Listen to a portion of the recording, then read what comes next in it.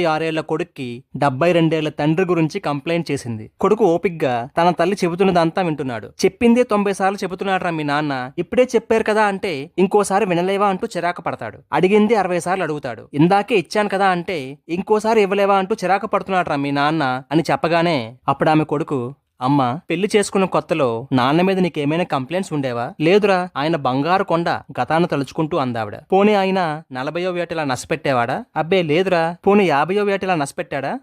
లేదురా. 60వ ఏట? అబ్బే లేదురా, ఈ మధ్యనే గత 6 నెలలుగానే. అప్పుడు ఆమె కొడుకు, అమ్మా, నీకు పెళ్ళైన కొత్తలోనో షష్టిపూర్తి టైంలోనో నాన్న చనిపోయి ఉంటే తట్టుకునేదానివి కాదమ్మా నువ్వు. ఇప్పుడు నాన్నగారిని దేవుడు తనతో తీసుకెళ్లే సమయం వచ్చింది. ఆయన వెళ్లిపోవడం మనకి బాధ కలిగించకూడదనే దేవుడు ఆ వయసులో నాన్న చేత నష్టపెట్టించి మనకి విసుగు వచ్చేలా చేసి మనకి నాన్న మీద ప్రేమ తగ్గేలా చేస్తున్నాడా భగవంతుడు. నాన్న వెళ్లిపోతున్నాడమ్మా. ఈ చివరి రోజుల్లోనే మనం నిజమైన ఓర్పుని, సహనాన్ని, ప్రేమని అందించి నాన్నకు తోడుగా ఉండాలి అని కొడుకు చెప్పగానే తల్లి కళ్ళ నిండా నీళ్లతో తండ్రి లాంటి తన కొడుకు వైపు చూసింది. కొడుకు చిన్న పిల్లాడిలా కనబడుతున్న తన తండ్రి వైపు చూశాడు. దయచేసి వృద్ధాప్యంలో ఉన్న మన తల్లిదండ్రులను నశపెడుతున్నారనే వంకతో అనాథ ఆశ్రమాల్లోనూ, ఓల్డేజ్ హోముల్లోనూ చేర్పించకండి. వాళ్ళని మనం కార్లలోనూ, విమానాల్లోనూ, ఆకాశ హర్మాల్లోనూ ఉంచాలని వాళ్ళు ఎప్పుడూ కోరుకోరు. వారి చివరి దశలో మనం వాళ్ళ కళ్ళ ముందు సంతోషంగా జీవిస్తూ ఆప్యాయంగా వారితో ఒక్క మాట మాట్లాడితే చాలని మాత్రమే కోరుకుంటారు.